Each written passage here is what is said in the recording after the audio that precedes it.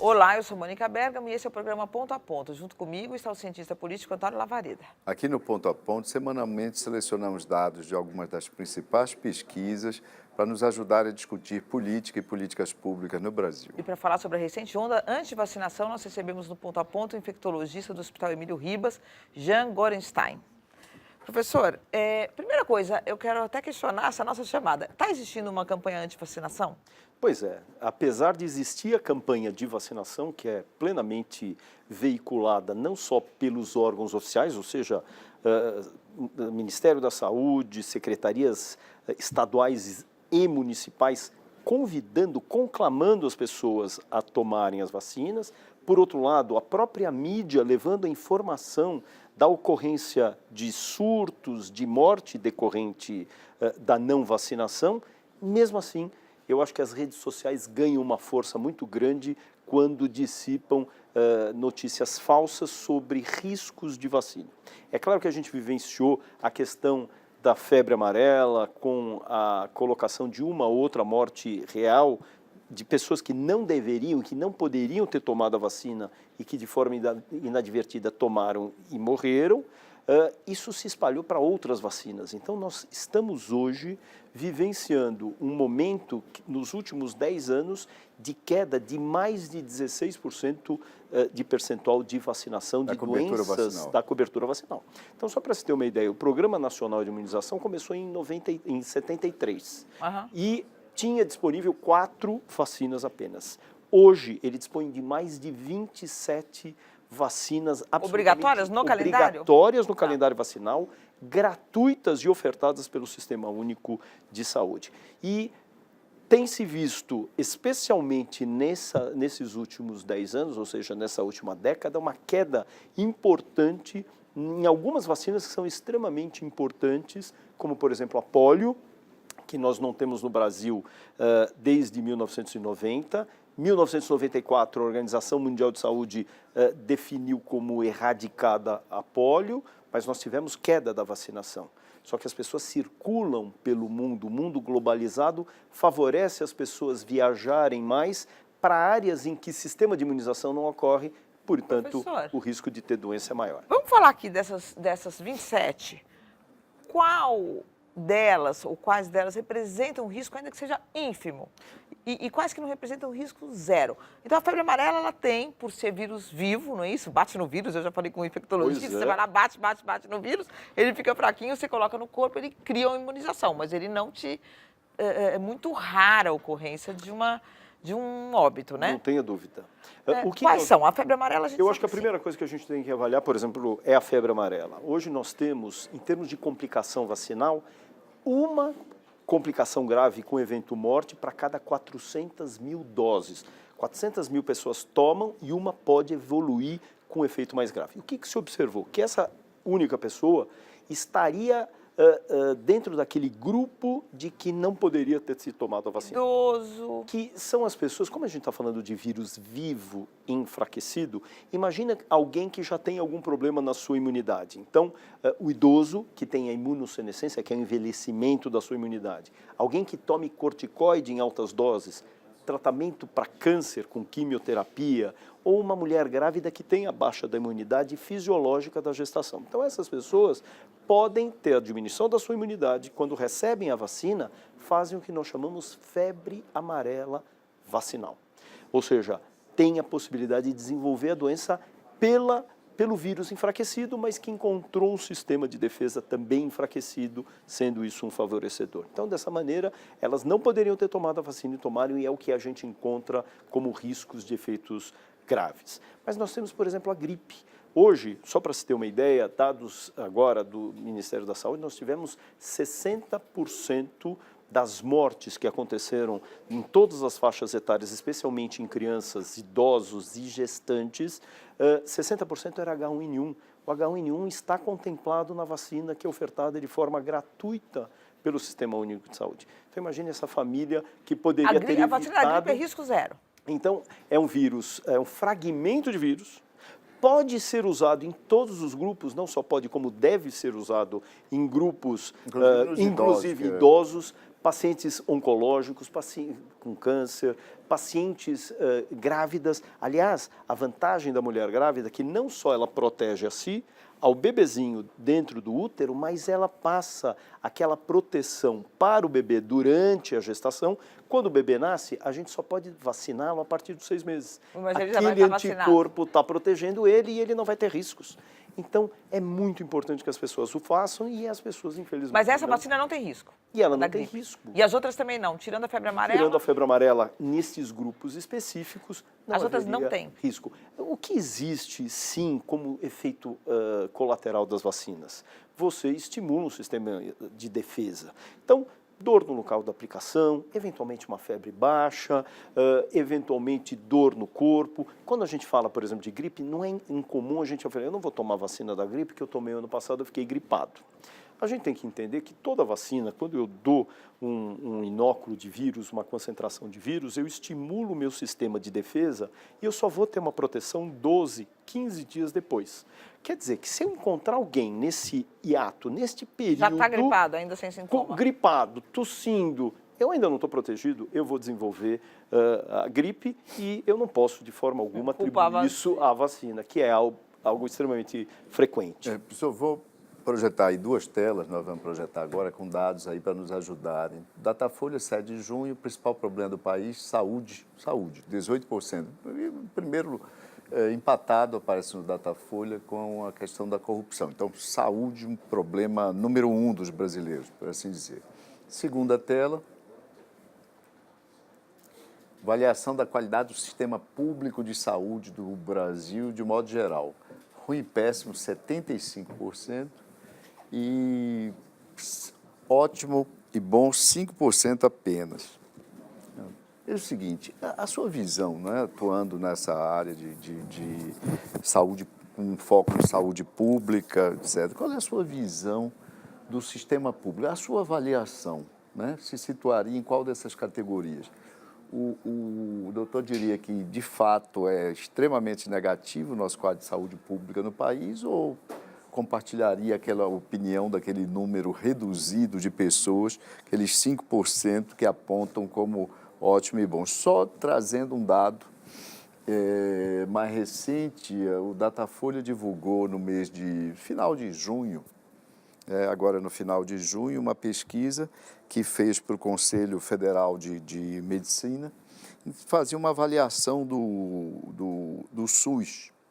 E é bastante interessante, porque nessa avaliação, 10% da população faz uma avaliação, no geral, positiva do SUS, 10%.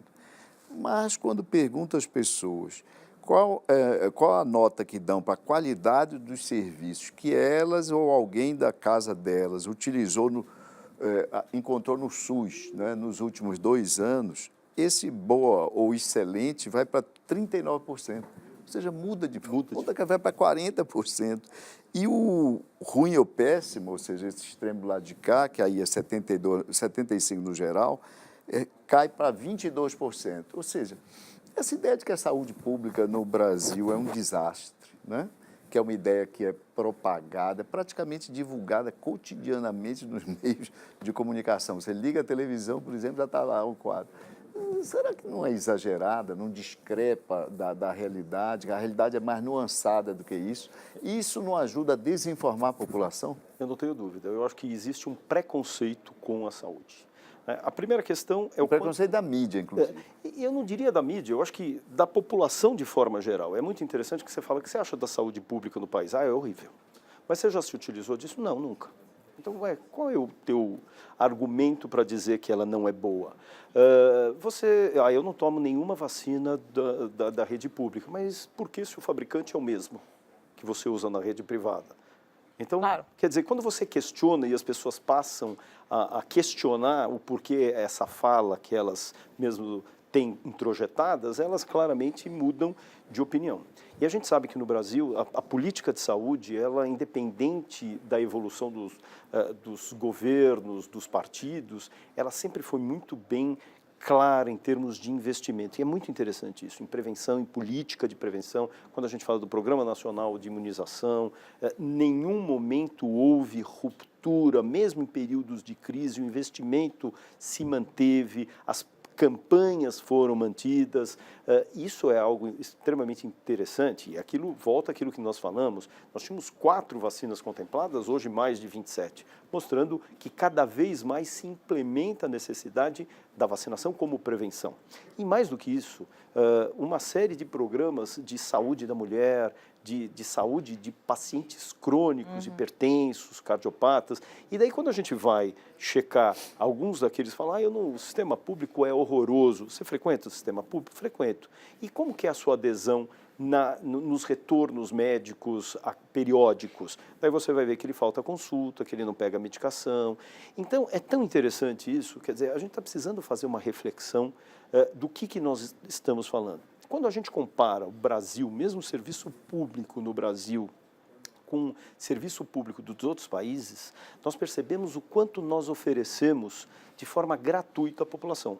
Um exemplo típico é o que nós temos, por exemplo, nos programas de AIDS, de oferecer terapia antirretroviral não só para aqueles indivíduos que estão doentes, ou seja, que têm o HIV ou têm AIDS, e recebem de forma gratuita pelo Sistema Único de Saúde, não só acompanhamento como medicação, como todas as políticas de prevenção que a gente chama de profilaxia pré-exposição e pós-exposição, daqueles que ou tiveram algum risco, um acidente, ruptura da camisinha, um acidente profissional, recebem o tratamento por 28 dias, ou aqueles indivíduos que têm a indicação de usarem de forma preventiva por mais tempo. Então, isso é feito no Brasil, algo que não é feito em lugar nenhum. É um dos sistemas mais democráticos, mais inclusivos. Muito, de saúde do e mundo. acesso Agora, a todos. Professor, o dado da pesquisa do Datafolha, me permita, vai numa direção contrária à sua constatação. A sua constatação é de que as pessoas, pela sua experiência, né, adquirem vieses para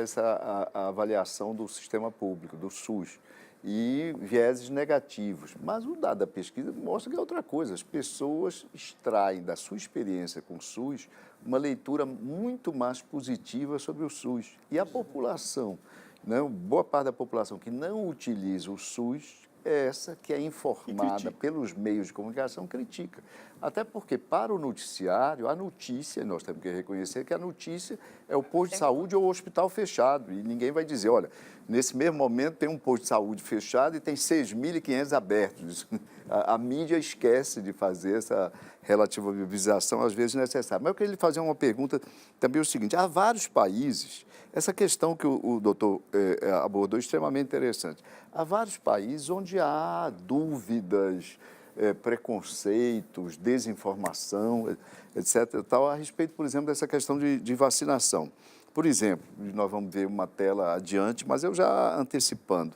Em 4 países, Montenegro, Índia, Turquia e África do Sul, mais de 80% da população, mais de 80%, ou acham que é verdadeira ou têm dúvidas a respeito de uma declaração como, por exemplo, algumas vacinas causam autismo em crianças saudáveis. Sintetizando, eu lembrava que numa pesquisa do Ipsos, que nós vamos ver dados mais adiante, mas já antecipei, 6 em cada 10 pessoas entrevistadas no mundo atribuíam algum grau de veracidade. Eu tinha dúvidas sobre a assertiva de que vacinas seriam responsáveis, por exemplo, pelo problema do autismo em crianças saudáveis. Em alguns países, isso ultrapassando 80%.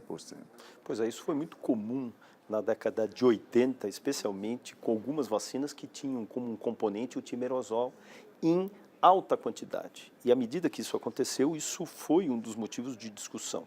É claro que toda a Organização Mundial de Saúde é extremamente rígida na quantificação desse produto, a quantidade é mínima, não capaz de promover nenhum risco de autismo, por exemplo. Mas aí se mantém aquele inconsciente coletivo que vai sendo passado. Não somente de autismo, como o risco de você aí adquirir, sim, resistência para aquelas doenças em uso da vacina. Então, eu ouvi nos últimos dias de pessoas extremamente bem informadas que falam, não, eu não tomo a vacina porque a gente sabe que à medida que a gente vai vacinando, a gente vai se tornando muito mais resistente no ponto de vista de desenvolver quadros graves. Eu falei, você torna-se resistente na sua proteção, você não vai ter a doença. Então, eu acho que a Claro. gente precisa destituir alguns paradigmas e eu acho que o papel da mídia é extremamente importante para a gente trazer importância e a oportunidade de estar discutindo com momentos Professor, como esse. Que doenças, o que está preocupando mais em termos de... Por exemplo, a gente sabe que a dengue, aconteceu até uma coisa curiosa, né? O Brasil começou a produzir a vacina brasileira da dengue e a dengue não está mais acontecendo, então não tem como fazer os testes, né, necessários para se chegar ao final do ciclo em que você vai poder certificar a vacina, né? Não é isso que está Pois acontecendo? eu acho que assim, a dengue é uma questão, por exemplo, a vacina da dengue é algo extremamente discutível. O próprio Ministério entendeu que a proteção era variável para cada um dos tipos de vírus, algum com 45% de proteção, outros vírus com 75%, mas se discutiu muito a questão de complicações decorrentes da própria vacina, quer dizer, daquele indivíduo que não teve, tomar a vacina e ter Uma piora uma piora depois. Então, ficou muito claro que o grupo que deveria receber era exatamente aquele indivíduo que já teve dengue, tomaria vacina e se protegeria.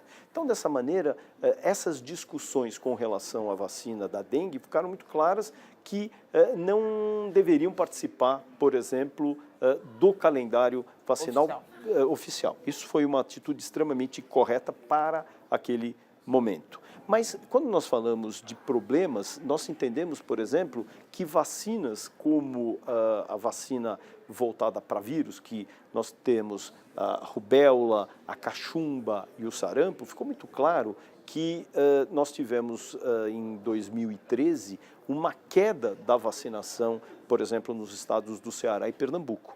Imediatamente no ano seguinte, essa diminuição da cobertura fez com que aumentasse o número de sarampo naquela região. Tem alguma doença que pode voltar ao Brasil? Tem, o sarampo é um deles. Por exemplo, nós tivemos agora na Rússia, de janeiro a abril, mais de 1.500 casos de sarampo. Nós temos lá 60 mil brasileiros que vão retornar.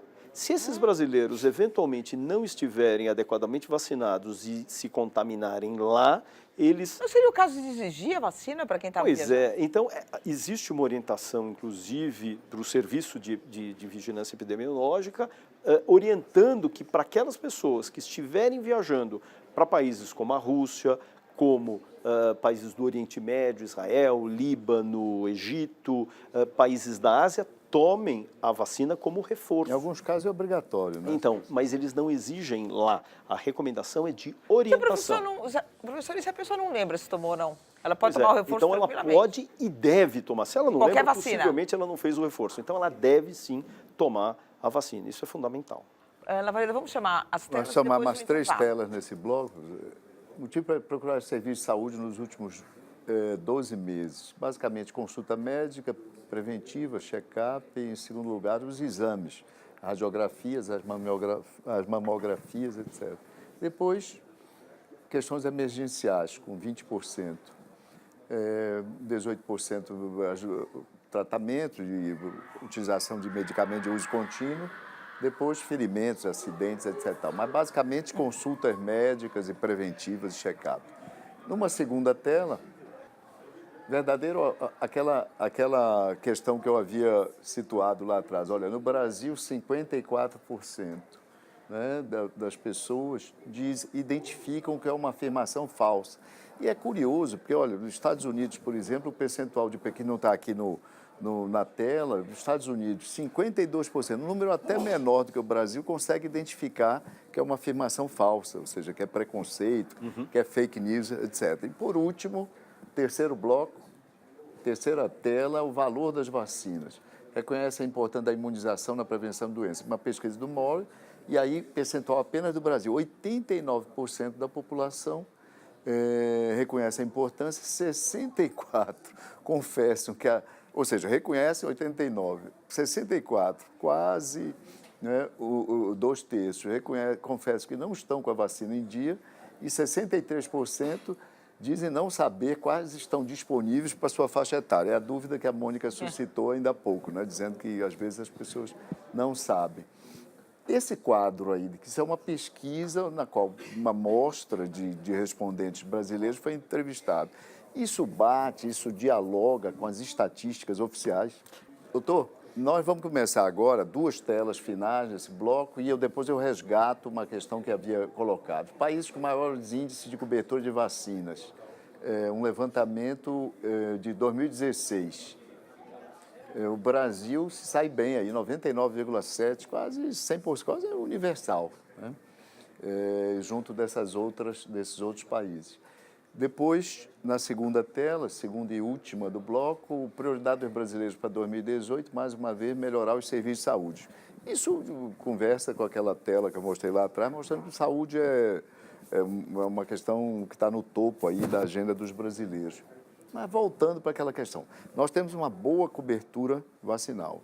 O sistema de saúde pública brasileiro tem sido razoavelmente ou bastante eficiente nesse aspecto, sobretudo, né? E essa opinião o doutor já mencionou atrás. Por outro lado, cresce no mundo todo, e por isso o programa chama uma onda anti-vacinação, cresce essa reação das pessoas, que tem um pouco de desinformação. Nos Estados Unidos tem a ver também com questões, preceitos de algumas religiões, de algumas confissões religiosas, e muita boataria e muito medo. Nós vivemos num mundo hoje que também globalizou o sentimento do medo em relação aos mais diversos objetos. O que é que o doutor recomendaria do ponto de vista de política pública? O que é que o Ministério da Saúde poderia e deveria fazer para enfrentar essa questão? Já mencionou o papel da mídia, mas o que é que a autoridade pública pode fazer a respeito? É muito difícil você se inserir no cotidiano e exigir das pessoas que levem seus filhos e tenham essa consciência de levar os filhos para vacinar. Então, só para se ter uma ideia, nós tivemos essa apresentação que você diz, nós tivemos em 2016 99% de cobertura vacinal. Isso é uma realidade. Quando nós olhamos pólio para 2018, nós observamos que a cobertura vacinal caiu para 84%. Então, isso é uma situação extremamente grave, uma vez que nós já tivemos no mês passado uma redução de 10%, mais de 10%. Significativa, e nós já voltamos a ter a presença de pólio na Venezuela, algo que em 2014 estava erradicada no continente da América do Sul. Então, isso está muito próximo. E não só perto, mas os venezuelanos chegando aqui. A migração deles, nós tivemos um surto de sarampo entre grupos de venezuelanos aqui em Roraima, e que, pela política de controle, de vacinação daquele grupo, especialmente do reforço das pessoas no entorno, nós não tivemos uma epidemia.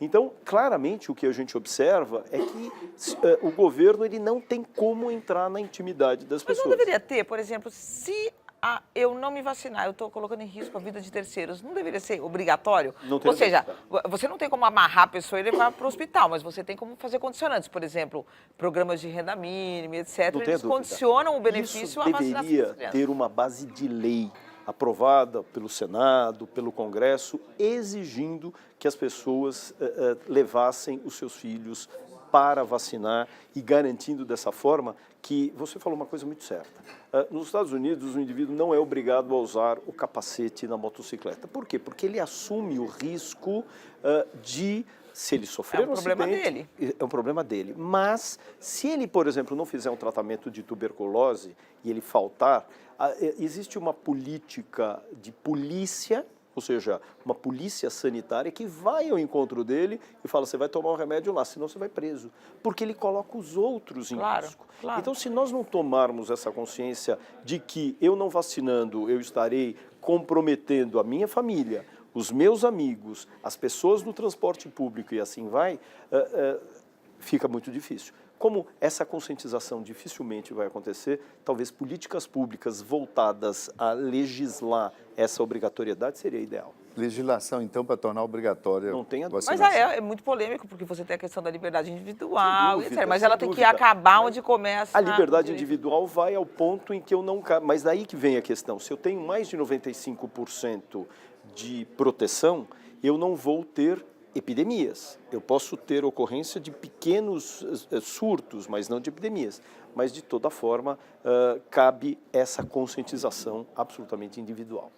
Professora, a gente queria agradecer muito a presença do senhor aqui no Ponto a Ponto Eu que e convidá-lo agradeço. para voltar outras vezes. Muito Obrigada. obrigado, agradeço a oportunidade. Obrigado pela presença. Entre em contato com a gente pelo e-mail pontoaponto@band.com.br, pelo Twitter @pontoapontonews ou acesse nossa página no Facebook. Muito obrigado pela audiência e até a semana que vem. E você pode rever o programa de hoje e todos os que já foram ao ar no site www.bandnewstv.com.br. Muito obrigada pela companhia e até o próximo Ponto a Ponto.